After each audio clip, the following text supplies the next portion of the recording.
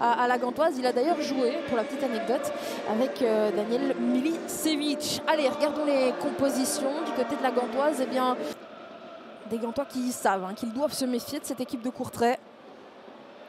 C'était un petit peu la réflexion de Milicevic à l'interview d'avant-match en disant qu'avec l'arrivée du nouveau coach, c'était une équipe dont il fallait se méfier. Bon centre ici, avec un premier ballon et un premier sauvetage de Lucas Pirard. Dernière occasion de cette première mi-temps. Ambrose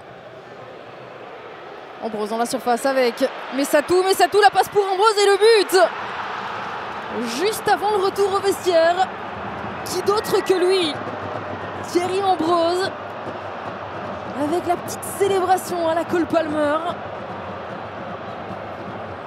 Il est en forme en ce moment, doublé contre Louvain, buteur contre la Gantoise. Et ce but qui a donc bien été validé. Et voilà les 22 acteurs renvoyés au vestiaire sur ce score de 0-1.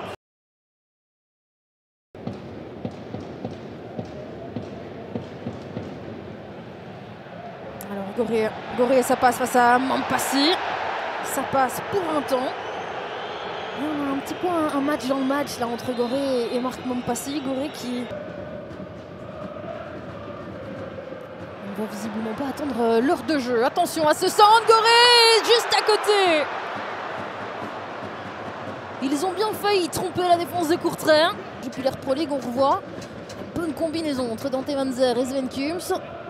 Et puis ensuite, eh bien, Gorée oublié cette fois par Marc Mampassi, qui lui laisse un petit peu trop d'espace, et bien heureusement pour les Kerals. Gorée qui...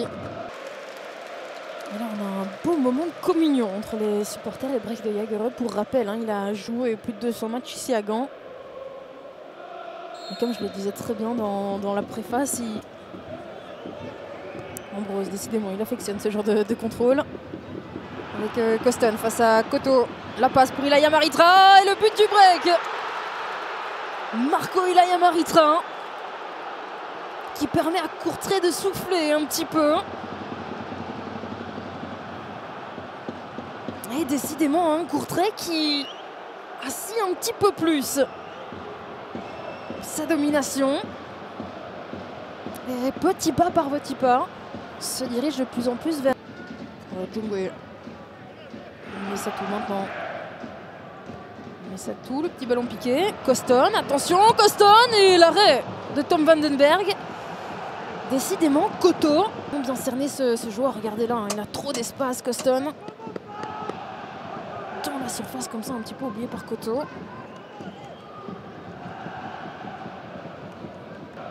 De Costons. Et puis on l'entrevoit aujourd'hui. Et attention à cette tête, la claquette de Vandenberg qui visiblement touche même pas le ballon, puisque ce sera en 6 mètres. On va revoir ici la Fadiga qui va rentrer en jeu. Et c'est un retour qui fait du bien aussi, Noah Fadiga. Là où ils se seront montrés décisifs côté courtraisien avec notamment Coston et Ilaya Maritra. Et attention tout de même, Fadiga et le but. La réduction du score signé Noah Fadiga. Et là l'histoire, elle est belle, elle est très très belle. À peine entré en jeu, les supporters scandaient son nom. Après tout ce qui lui est arrivé, eh bien ce but il fait du bien. Savoir quand est-ce que sera sifflé le coup de sifflet final. Alors qu'ici attention, parce que il y a une énorme tension entre Fadiga et Ndjungwe. Et ça c'est des images qu'on veut absolument pas voir dans le football. Et il risque d'y avoir des sanctions qui vont tomber, parce que si je me base sur ce qu'on a pu voir, j'ai l'impression que Sanko pour Da Silva avec Fadiga. Il ne faut pas le laisser passer, il a bien compris. Ilaya Maritra, Derman maintenant. Et voilà le coup de sifflet final qui vient mettre fin à cette rencontre entre la Gantoise et Courtrai. Courtrai qui enchaîne donc avec un 6/6 après sa victoire face à Louvain.